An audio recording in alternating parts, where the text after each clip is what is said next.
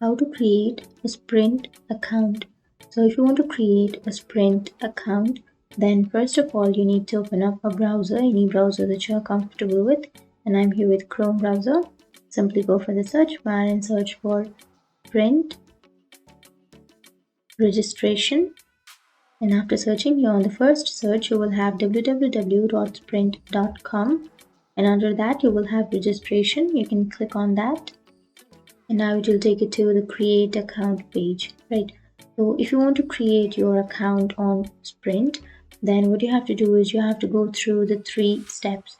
So the first step is you need to enter your Sprint phone number, and after entering your Sprint phone number you can also sign up with your account number or serial number if you don't have your Sprint phone number.